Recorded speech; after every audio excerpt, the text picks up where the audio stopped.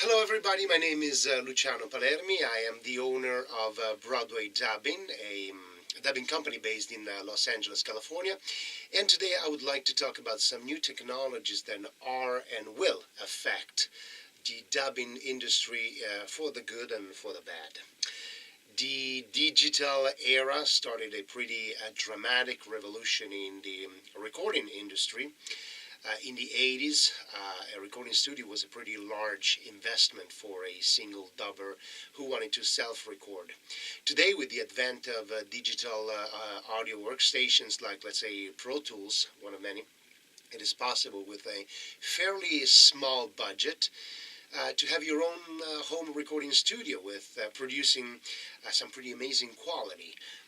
More and more voiceover talents are becoming self-reliant and can produce professionally recorded audio on their own. New technologies are also affecting the workflow of dubbing. Whoever is familiar with the world of dubbing in France knows already that there is a technology there called the Rhythmo Band, where instead of having the traditional script on paper, the dubber reads words that are moving across the screen, sort of like a karaoke kind of thing. The newest digital version of the Rhythmo Band is called Voice Q, which is actually becoming the new standard of the industry here, at least in the USA.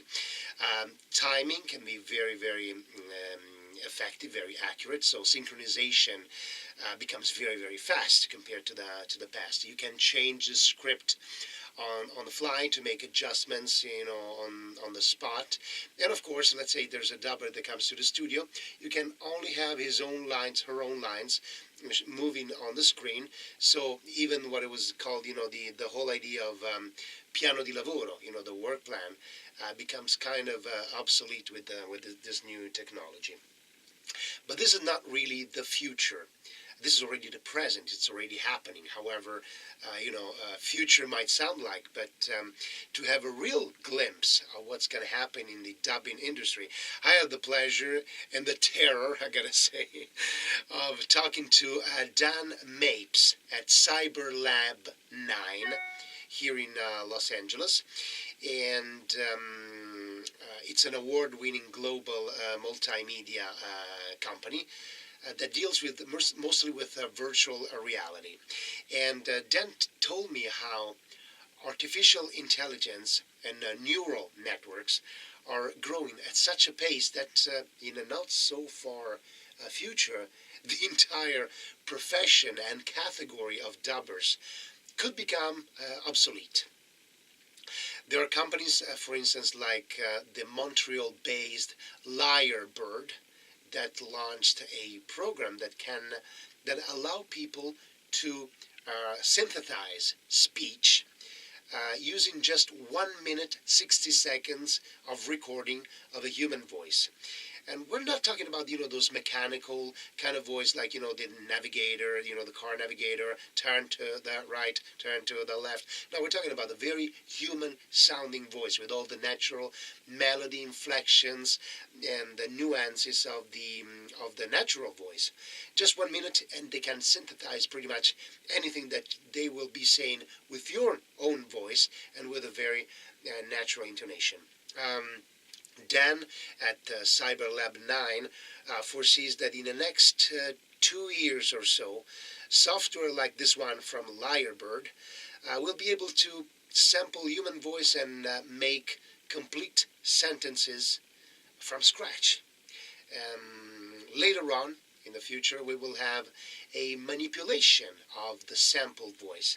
Let's say there's a dubbing director that can have like a slider bar that you can move on the computer to make the synthesized voice sound angrier or sound sadder or happier, have different kind of emotions. It's a little bit like changing, let's say, color saturation or contrast or brightness in a picture using programs like Photoshop. So that would be the Photoshop of human voice in a sense. we might counteract that, human voice has emotions, has subtleties. That's something that's really undetectable it cannot be replicated by machines. The trouble is that we identify human voice by certain specific, let's call them markers. We as dubbers know this very well. We don't have the time to work on emotions like a screen actor does. They prepare on a character for, let's say, months to delve in, in the emotions, in the state of mind. As dubbers, we have one shift in the morning where we are, serial killers. The next, it's a romantic comedy. There's another, instance where we may be doing, a medieval warrior. So technically, you don't have the time to work on emotions so refinedly as a screen actor does. So we rely on, allow me the expression, tricks, technique, let's say, to convey specific emotions. Well, machines, artificial intelligence, neural networks can learn from that and can start emulating that. And Dan at Cyberlab 9 foresees that by the year 2025, artificial intelligence will be sophisticated enough to synthesize a human voice with a full range of emotions in 100 of different foreign languages. That's something we will never be able to match as human beings, as human dubbers. But let's say that movies will be safe for a few years, for a few decades to come, because let's hang on to the idea that human emotions and arts are somehow sacred or too subtle for to be grasped by robots. The biggest market, actually, it's not the movie industry, it's the virtual reality, and that's a completely different game. Virtual reality, kids are becoming more and more engaged in video games, virtual reality. A good part of our daily experience will become more and more virtual. We're already doing virtual shopping. We go to Amazon and we buy, our stuff over there. It will become even more immersive. You send your avatar to the store and you buy stuff that will be delivered to your place, real stuff, but the purchase happen in a virtual world. So gaming, there's an incredible mess of information that will need to have a voice, a human voice. So probably it's going to be more artificial than human. So let's say, is it over for us? Not yet, at least. Let's say there will be a moment in which artificial intelligence needs to learn from human voice, needs to learn from a model in order to improve. And the model can only be a human model. So we'll be training artificial intelligence. We will become puppeteers of their voices, and they will learn more and more until one day we will become replaceable. Something similar is happening with driverless cars. They're still a novelty now, but again, by the year 2020, 2025, there will be thousands of cars, driverless cars, that will be, going around the street, to the point it's going to be tough for human beings to drive because machines will be much more efficient. Their reflexes will be incredible. And machines now are currently learning to drive from human beings. So the same can be said for any other instance. Dubbers, they will learn how to use the voice from professional dubbers. The neural networks mimic the human brain. They function the same way as the human brain. So artificial intelligence, entertainment, all this industry will become more and more interconnected. Right now, we're still kind of safe. We still will have our own recording shifts, our turni, our sessions. Since the scenario I described, it's currently only on a research stage. But think about how fast technology is progressing, how more accurate these machines will become. It's very possible that things will change in the near future.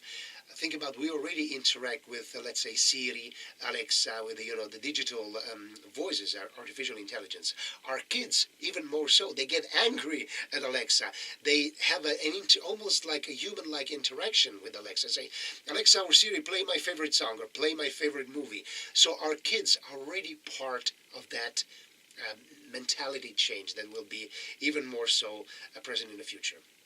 Of course, there are ethical issues. There are professional issues. Let's go back to the synthetic voice.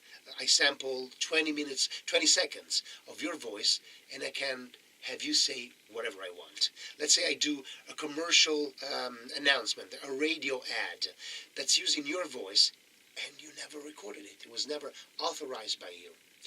So what's going to happen?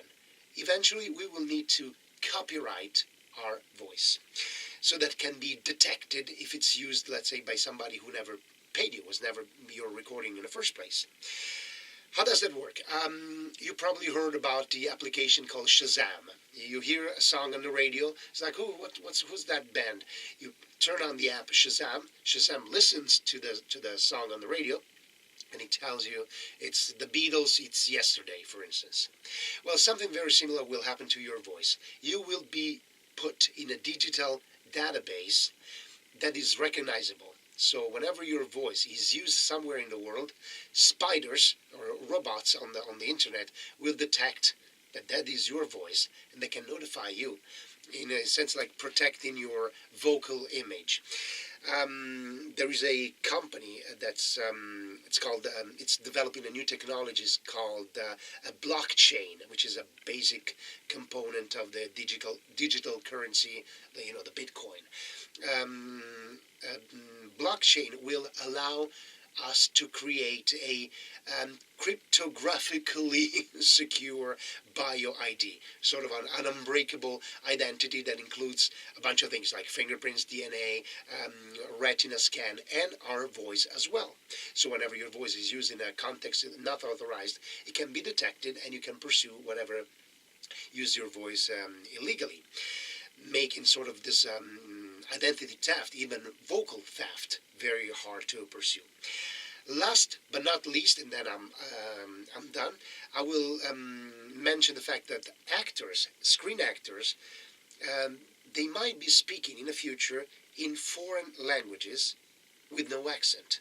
Let's say we take, Brad Pitt's voice. We sample Brad Pitt's voice. Then we have a dubber that's going to read Brad Pitt's lines in Italian, acting like a shape, like a template.